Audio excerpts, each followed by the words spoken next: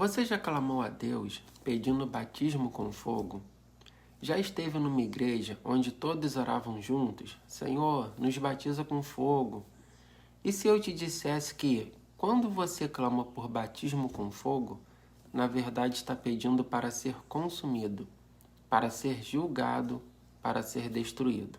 Mas calma, eu sei que pode parecer duro, mas o que você vai ouvir aqui hoje pode libertar tanto a sua mente quanto a sua fé de um erro que tem sido repetido há gerações dentro das igrejas.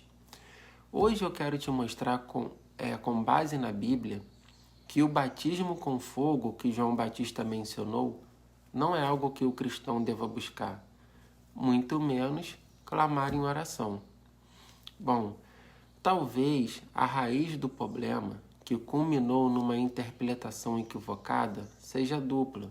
Primeiro, um fator linguístico. A estrutura da frase de João Batista em Mateus 3,11 pode confundir quem esperava que a palavra batismo seja repetida.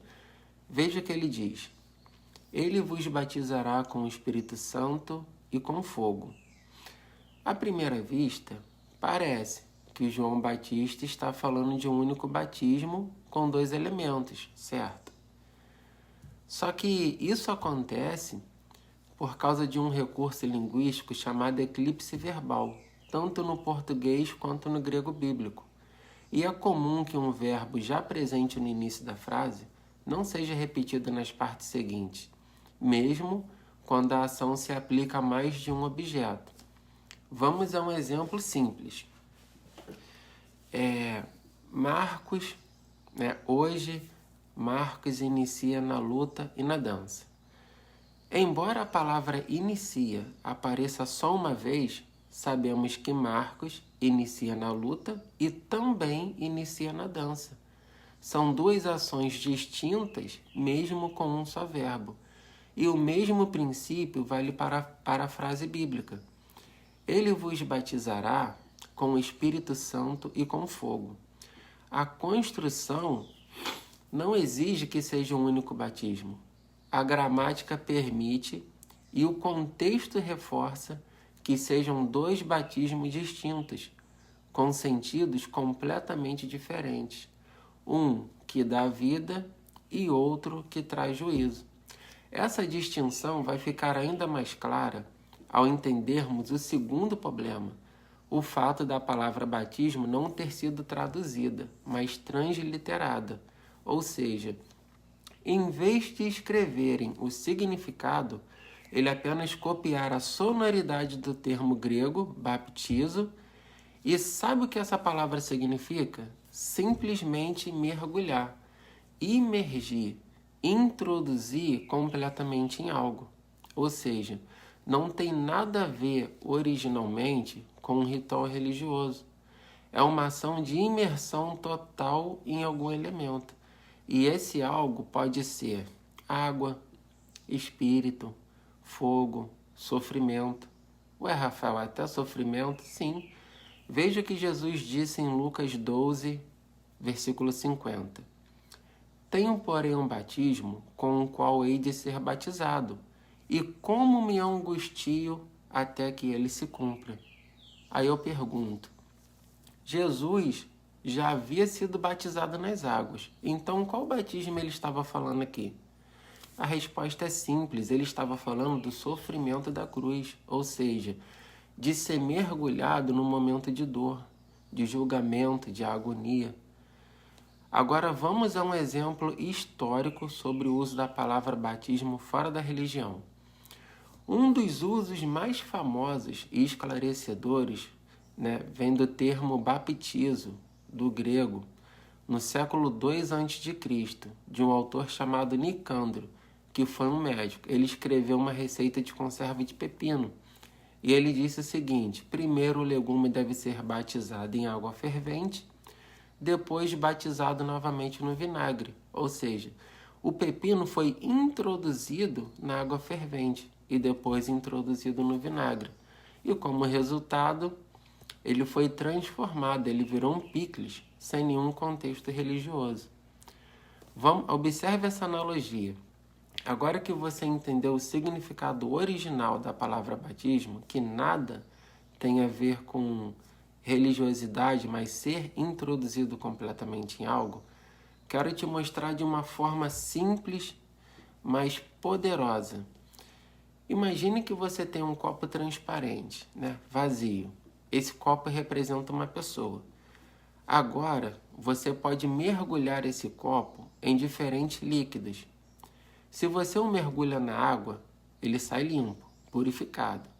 Se você o mergulha no vinho, ele pega cheiro, a cor e até um pouco do sabor. Se você o mergulha na lama, ele vai sair sujo, ou seja, contaminado. E se você o mergulha no fogo, introduz ele no fogo, ele vai derreter e vai ser destruído. O que define o resultado não é o ato de batizar, mas em que elemento o batismo acontece. Assim também é com o batismo que Jesus veio trazer. Alguns são introduzidos no Espírito e esses recebem vida, direção, transformação. Outros são introduzidos no fogo, que é o quê? O juízo, a condenação eterna. O batismo por si só é o ato de mergulhar. O que muda tudo é o conteúdo no qual a pessoa é mergulhada. Agora, vamos ao texto de Mateus capítulo 3. Mas vamos começar por parte. Versículo 7. Vendo ele, porém, que muitos fariseus e saduceus vinham ao batismo, disse-lhes: raça de víboras, quem vos ensinou a fugir da ira vindoura? Pergunto: quem está sendo repreendido aqui? Fariseus e saduceus.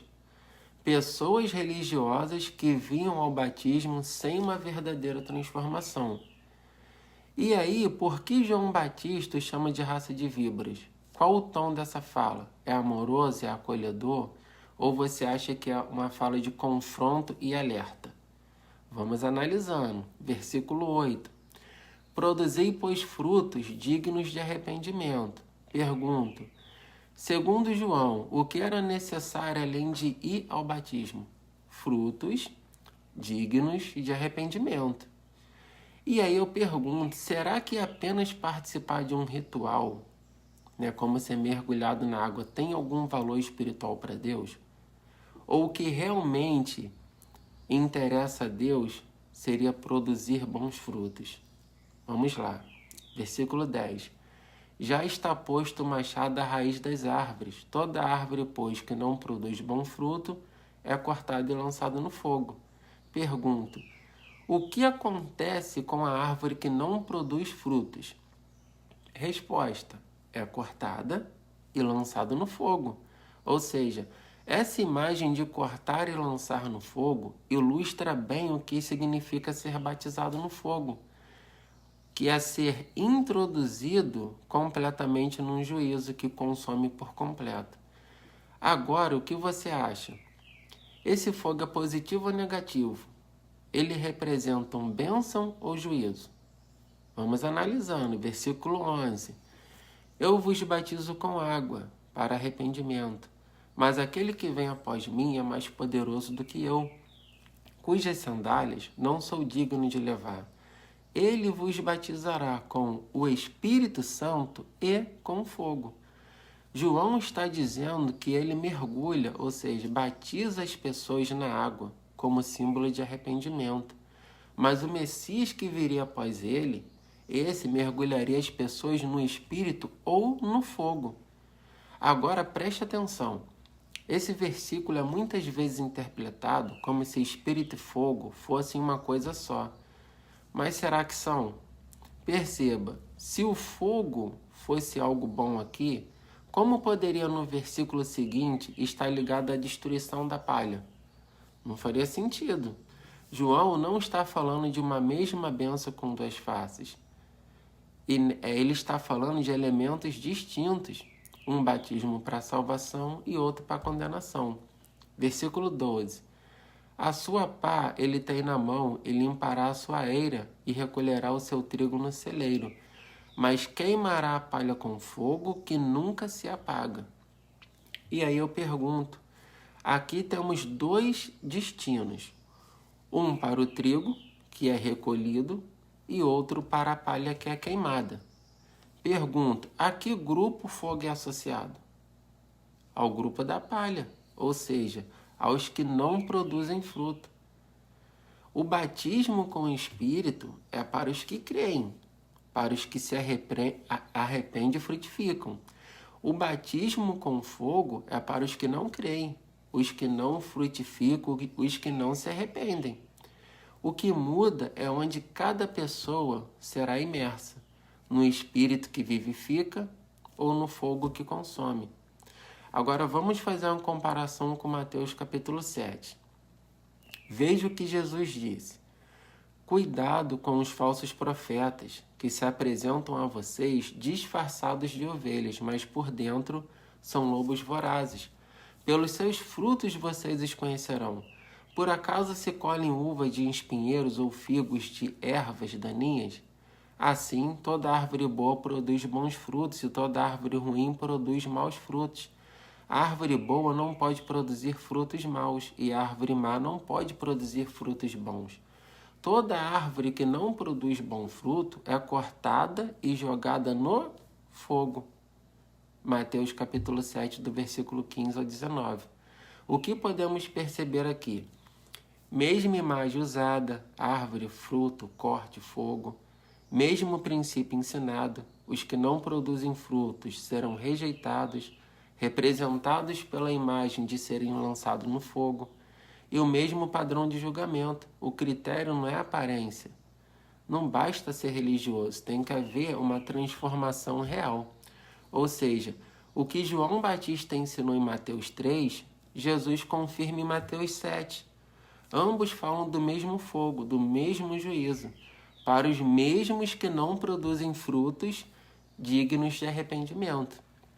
A diferença é que João chama isso de batismo com fogo, enquanto Jesus apenas diz que esses serão lançados no fogo. Mas a mensagem é idêntica. O fogo nesse contexto não é o Espírito Santo, não é unção, não é poder, é a condenação, é o juízo, a rejeição. Agora, pare e pense comigo. Será que faz sentido alguém levantar as mãos num culto e clamar, Senhor, me batiza com fogo? Sabendo que esse fogo representa o destino da palha, da árvore sem fruto e dos falsos profetas? Não seria como pedir o próprio juízo? Agora, a boa notícia é que o batismo que devemos buscar é outro. E Jesus quer nos batizar com o Espírito. Um Espírito que convence do pecado. Um Espírito que transforma o caráter. Um Espírito que nos faz produzir frutos dignos de arrependimento. O fogo Jesus deixa para aqueles que rejeitam a transformação. Então, se você deseja ser cheio de Deus, ore com entendimento. Senhor, me batiza com o teu Espírito. Me transforma por completo. Porque o fogo não é bênção, não é poder, é sentença. Então, da próxima vez que você dobrar os joelhos, que as suas palavras sejam cheias de entendimento e não apenas de emoção. Peça a Jesus o que Ele quer te dar, o Espírito Santo, porque o fogo Ele reserva para o juízo. Que você seja o trigo, que é recolhido com alegria, e não a palha que é consumida no fogo eterno. Bom, se você entendeu a mensagem, se você gostou, eu peço que você curta, compartilha, comente. E é isso aí. Até o próximo vídeo.